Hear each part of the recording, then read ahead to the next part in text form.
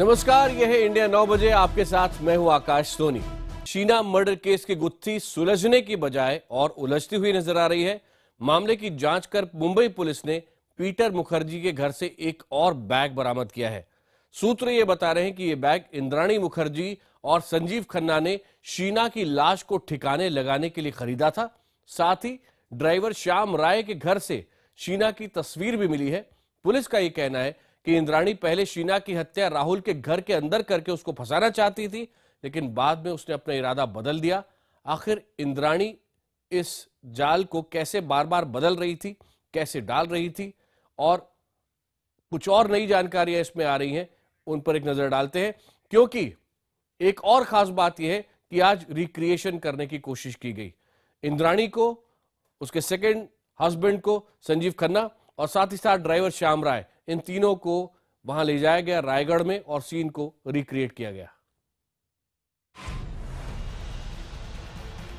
क्या इंद्राणी ने रची थी शीना की हत्या की एक और साजिश? क्या राहुल मुखर्जी के घर पर हुई थी शीना को मारने की प्लानिंग? क्या राहुल को कत्ल के आरोप में फंसाना चाहती थी इंद्राणी? मुंबई पुलिस के सूत्रों के मुताबिक इन सभी सवालों का जवाब हाँ है। जब इंद्राणी मुखर्जी ने अपनी बेटी शीना बोरा को मारने की प्लानिंग की तो उसने सबसे पहले यही प्लान बनाया। सूत्रों के मुताबिक इंद्राणी के साथ इस साजिश में संजीव खन्ना भी शामिल था। दोनों ने तय किया कि जिस वक्त राहुल घर पर नहीं होगा उस वक्त वहां पहुंचकर शीना की हत्या कर देंगे। इंद्राणी और संजीव ने बाकायदा नोएडा के आरुषि मर्डर केस की तर्ज पर शीना का गला सर्जिकल ब्लेड से काटने की साजिश रची थी। ऐसा करने से हत्या का शक राहुल मुखर्जी पर जाता, लेकिन बाद में उन्होंने ये प्लान ड्रॉप कर दिया क्योंकि इंद्राणी को डर सताने लगा था कि कहीं मामले की जांच सीबीआई को न सौंप दी जाए। उसे डर था कि सीबीआई जांच में वो फंस जाएगी।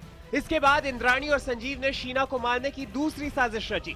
इस बार उनके प्लान में ड्राइवर श्याम राय भी शामिल था। इंद्राणी, संजीव और श्याम ने मिलकर 24 अप्रैल 2012 को शीना की हत्या की और अगले दिन उसकी लाश को मुंबई से दूर रायगढ़ के जंगल में जला दिया। उस वारदात के 3 साल 4 महीने बाद एक बार फिर श्याम राय और संजीव खन्ना रायगढ़ के उन्हीं जंगलों में पहुंचे, लेकिन इस बार पुलिस उन्हें वहां लेकर गई थी पूरे मामले को हल करने के लिए। चलिए आपको बताते हैं कि इंद्राणी, संजीव और श्याम ने कब और कैसे इस खतरनाक साजिश को अंजाम दिया।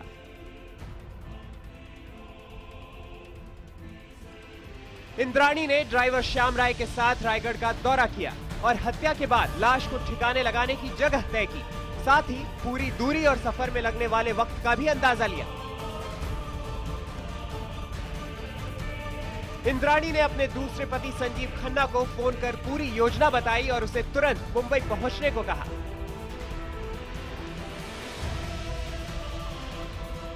संजीव कोलकाता से मुंबई पहुंचा और टैक्सी लेकर सीधे वर्ली के हिल टॉप होटल पहुंचा।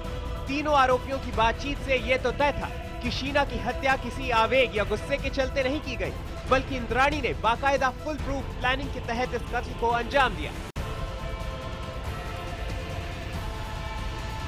तीनों आरोपी ओपेल कॉर्सा कार में बांद्रा लिंकिंग रोड पहुंचे और वहां शीना का इंतजार करने लगे। शीना नेशनल कॉलेज पहुंची और वहां इंतजार कर रही ओपेल कॉर्सा कार में बैठ गई। ड्राइवर श्याम कार को लेकर ईस्टर्न एक्सप्रेसवे पर ऐसी जगह पहुंचा जहां ज्यादा भीड़ नहीं थी। वहीं तीनों ने मिलकर शीना की गला दबाकर हत्या कर दी।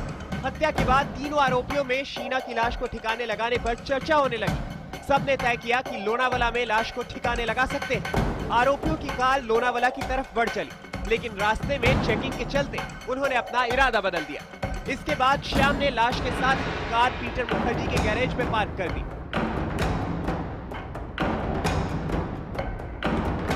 रात 2:30 बजे इंद्राणी और श्याम वर्ली के हिल टॉप होटल पहुंचे और संजीव को लेकर ओपेल कॉर्सा कार रायगढ़ रवाना हुई। रायगढ़ के पेड़ में पहुंचने के बाद आरोपियों ने लाश से भरे बैग को पेट्रोल डालकर जला दिया और मुंबई लौट आए।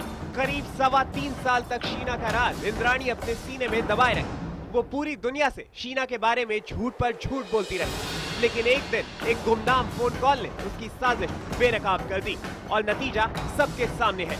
विवेक गुप्ता के साथ निशात शम्सी, मुंबई, IBN 7।